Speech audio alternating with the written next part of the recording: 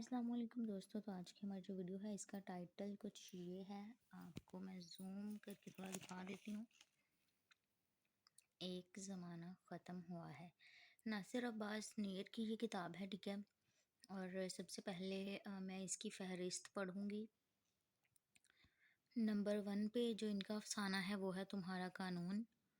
Number 2 پہ ہے ہر آدمی ہر کام کر سکتا ہے. نمبر 3 پہ ہے جی خواب سگام. نمبر 4 پہ غارت گر آخری تحریر، قصہ کتابوں کے قبرستان کا. اسے کسی عورت نے جنم نہیں دیا. مرگ عام نعمت ہے. کتنے آوارہ کتے کہاں سے آئے. اتنے آوارہ کتے کہاں سے آئے تھا، یا پھر کتنے آوارہ کتے کہاں سے آئے تھا، ذرا وہ اس طرح کا تھا.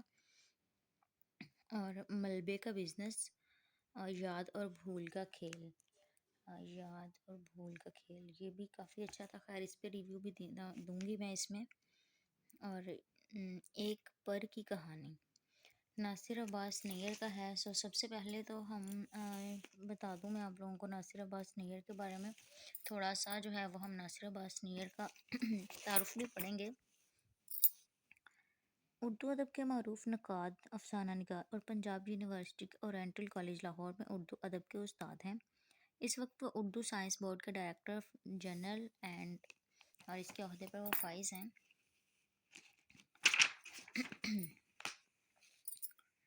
ناصر عباس نیر کی افسانہ نگاری پر بات کریں گے ہم آج. تو ناصر عباس نیر بہت اعلیٰ پائی کے افسانہ نگار ہیں.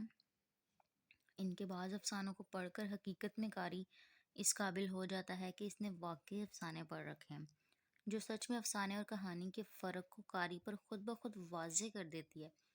حالانکہ اس فرق کو کئی عالم فاضل لوگوں نے تنقیدی کتابوں میں بیان کیا ہے، مگر وہ گنجلک ہونے کی وجہ سے قاری کے پلے نہیں پڑتا. مگر یہ افسانے پڑھتے جائیں اور خود بخود اس فرق کو سمجھتے جائیں.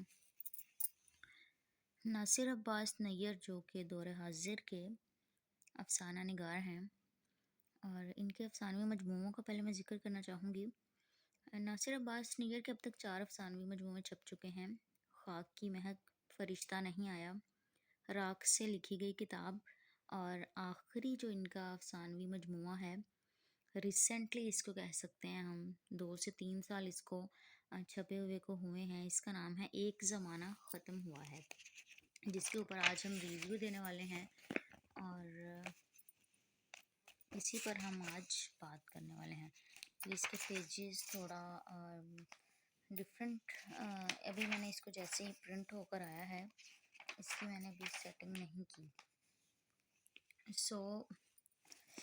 سب سے پہلے جس پہ ہم ریویو میں دوں گی آپ لوگوں کو وہ ہے افسانہ کا نام تھا کہ قصہ ایک قبرستانوں کتابوں کے قبرستان کا.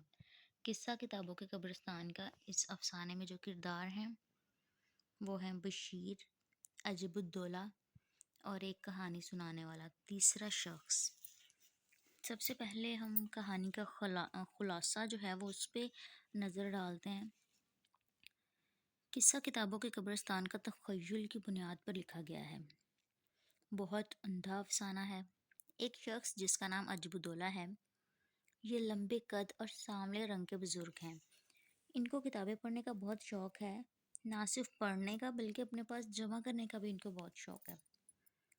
بشیر اور ان کا دوست کسی سے سنتے ہیں کہ انہوں نے کتابوں کا قبرستان بنا رکھا ہے، اور ان کو کتابوں کا قبرستان دیکھنے کا بہت اشتیاق ہوتا ہے.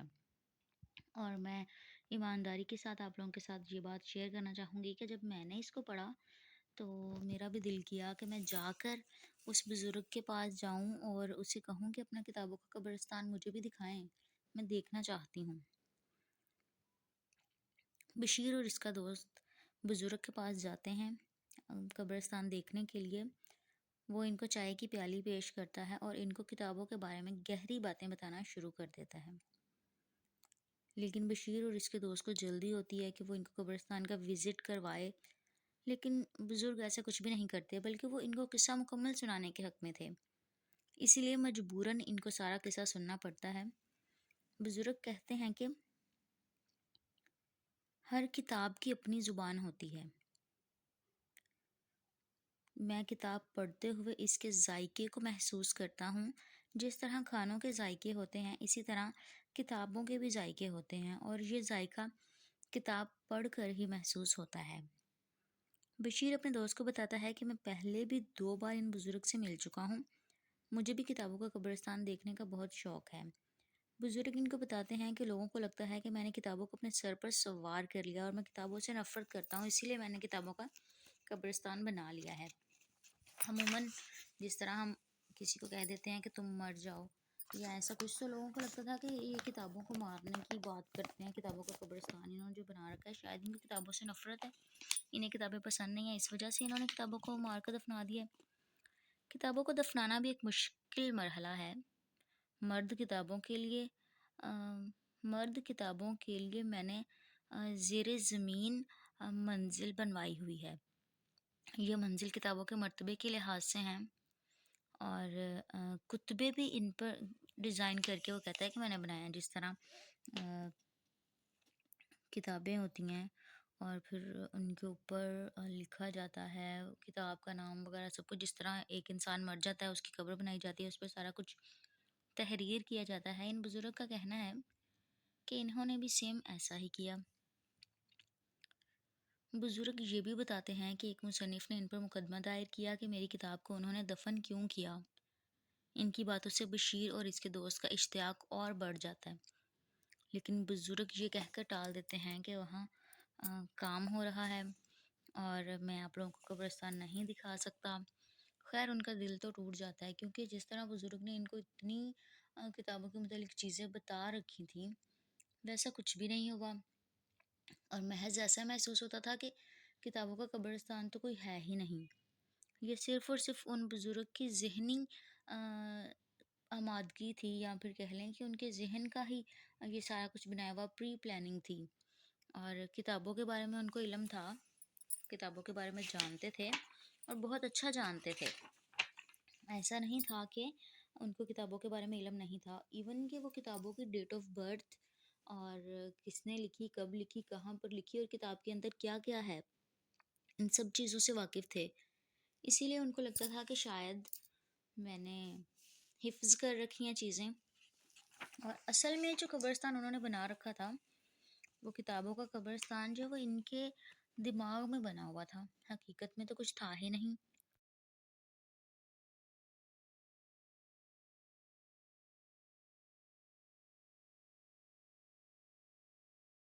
جیسا کہ میں پہلے بھی آپ لوگوں کو بتا چکی ہوں کہ قصہ کتابوں کے قبرستان کا تخیل کی بنیاد پر لکھا گیا ایک عمدہ افسانہ ہے۔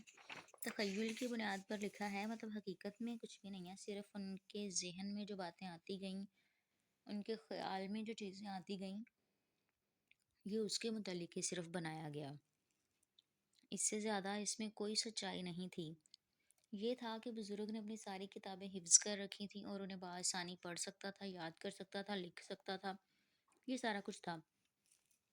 خیر ان کا افسانہ جو کہ ایک زمانہ ختم ہوا ہے، ناصر عباس نیئر نے لکھا ہے افسانوی مجموعہ، ان کے اندر ایک افسانہ ہے، اس کا نام ہے قصہ کتابوں کے قبرستان کا۔ اس پہ میں ذرا تنقیدی جائزہ اس کا پیش کرنا چاہوں گی۔ ناصر عباس نیئر نے قصہ کتابوں کے قبرستان کی ایک ایسی تحریر لکھی کہ پڑھنے کے ساتھ ساتھ انسان کا دل کرتا ہے کہ وہ اس قبرستان کو دیکھنے ایک دفعہ ضرور جائے۔ جس طرح شبیر اور اس کا دوست چل پڑے تھے، لیکن مجھے یہ جان کے بہت حیرانی ہوئی کہ قبرستان تو تھا ہی نہیں، وہ محض بزرگ کا خیال تھا یا پھر سچ میں قبرستان تھا۔ اگر یہ محض خیال تھا تو ناصر عباس نیئر بہت اعلیٰ پائے کے لکھاری ہیں۔ دورے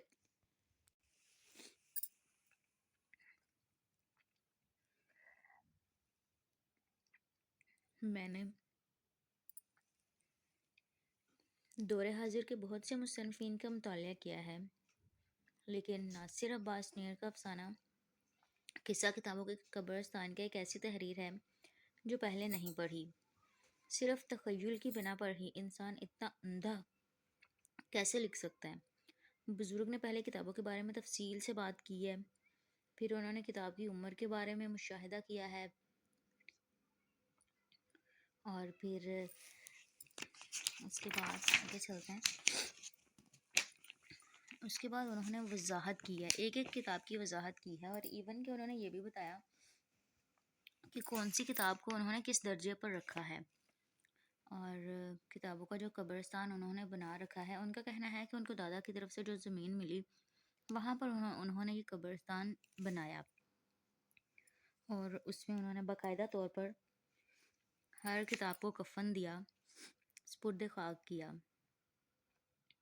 ان کا کہنا ہے کہ بہت سے لوگوں نے ان سے اس بات پر بحث کی کہ کتاب کبھی نہیں مرتی، لیکن میرا کہنا ہے کہ کتاب کی بھی ایک عمر ہوتی ہے، جب یہ عمر پوری ہو جاتی ہے تو وہ چیز ختم ہو جاتی ہے. زندہ کتابوں پر بھی بحث کی گئی ہے، اور جو کتابیں مر چکی ہیں ان کو دفنانے پر بھی بحث کی.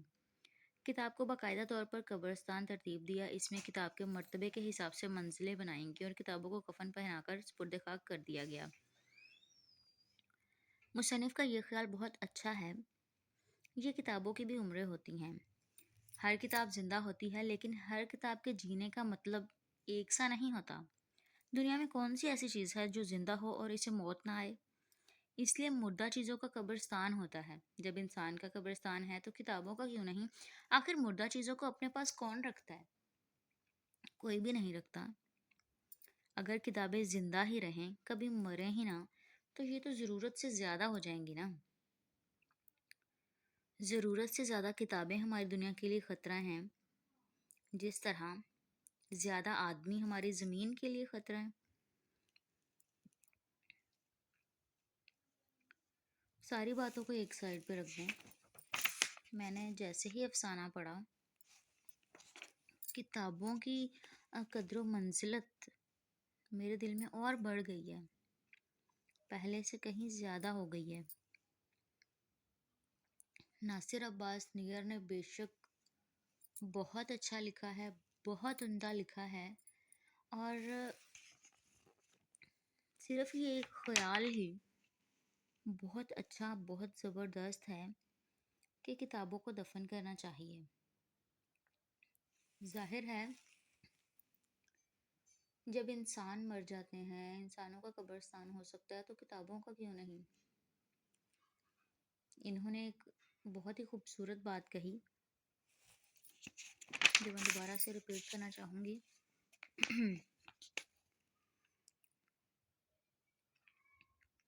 جس طرح انسان کی ایک عمر ہوتی ہے، اس طرح کتابوں کی بھی عمریں ہوتی ہیں. وہ الگ بات ہے کہ کتابیں ہماری شیلف میں، بک ریکس میں رکھے رکھے اتنی خراب ہو جاتی ہیں، بہت سیدھا ہو جاتی ہیں، ان کا کاغذ پرانا ہو جاتا ہے، اور ان کا کاغذ جو ہے وہ پیلا ہونا شروع ہو جاتا ہے.